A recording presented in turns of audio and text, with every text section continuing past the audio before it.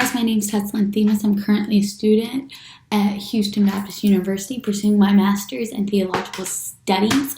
This week for media summary, it's week 7. Almost done with an 8-week course. Super exciting. This week we focused on Haggai, Zechariah, and Malachi. For me, this was really difficult because those are definitely 3 prophets as well as the books I have never really investigated. I'm sure growing up we talked about it, but it just was never something I retained, I guess, because it was never stressed the importance of it. Although, yes, they're important and they do hold their place in the Old Testament. But for me, it was just very difficult for me to really get into it because I don't have a foundation of it. So really this week was laying the foundation for that. So for media summary, for the first one was on a lecture video, The Prophets of Haggai and Zechariah by Dr. David Talley. He does a series on the minor prophets at Bola University. And he talks initially about the structure of Haggai and how it's a static structure. And this throws attention to specific points for people to look at. And it's God's present to the people during the leadership of Zerubbabel during this time frame.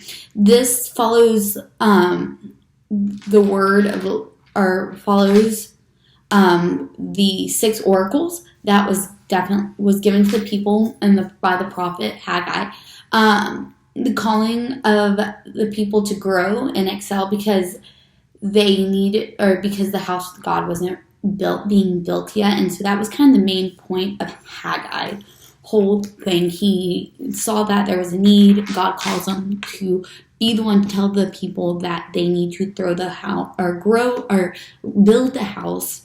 And God encourages them to work hard because it's basically it was almost like they were committing a felony or a crime because they weren't being responsible in building the house. So the book of Haggai itself is written in third person. A lot of people believe that Haggai was going to be is a priest, and he had a disciple who later on wrote this book for him. And it was basically the point, like I said, was the call to rebuild the temple. It had 4 messages. The first one was to challenge the leaders, which I really admire because I feel like if we need to get things done in the world, we should start at the head and with the leadership. So initially he challenges the leader to rebuild the temple, and God tells him to consider your ways and what you're doing.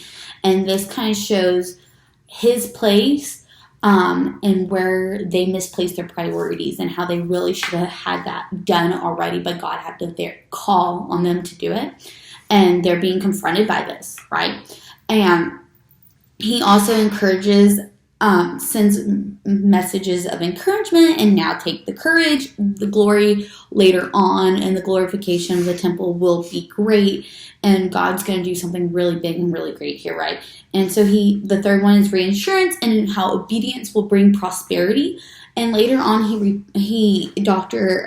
David Talley reflects on this, how when we have obedience and we don't have a facade coming up or showing, that wills will be done and that things will come into play and that a true heart will prosper during this time. And I think this was really a great point to make, how it's important that we're very true to ourselves.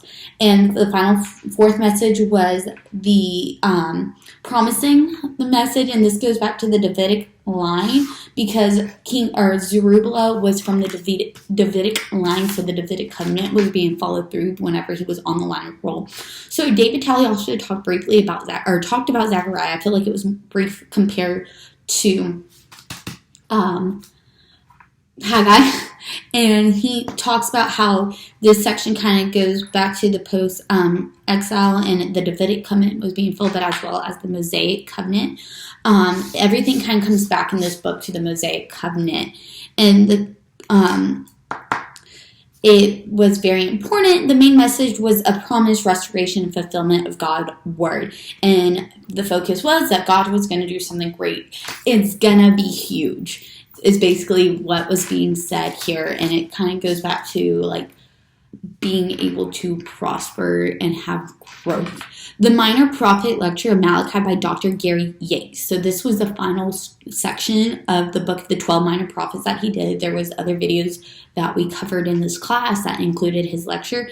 Malachi is the last prophet of the post-exile prophet, and his name meant my messenger, which I found was really unique, and it wasn't for sure if his name actually was Malachi or if that was just his prophetic name, right?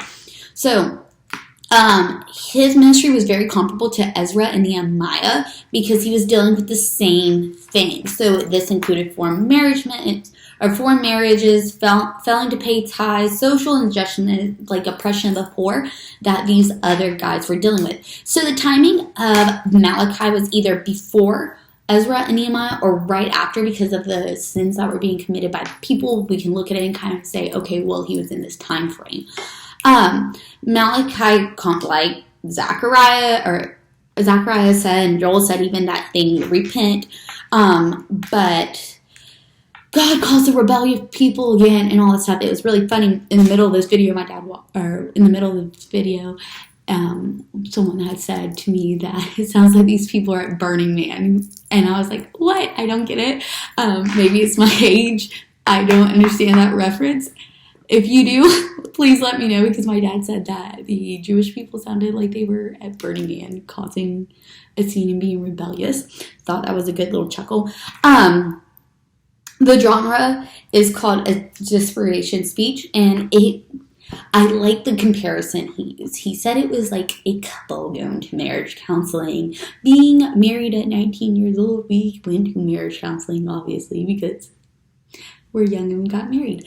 And so it was very realistic for me to see how it relates the Jewish people with Malachi to God's relationship and how there's conflict, and there was constantly being able to look at the obstacles we're facing, how are we going to overcome it, but also the response to, well, we're not doing anything wrong, you're choosing to ignore us. And I just kind of got a really good chuckle out at it. I understood. I'm like, I can relate to that, even though I've never really studied Malachi up until this point. I'm like, I can see that, and I can see why that is.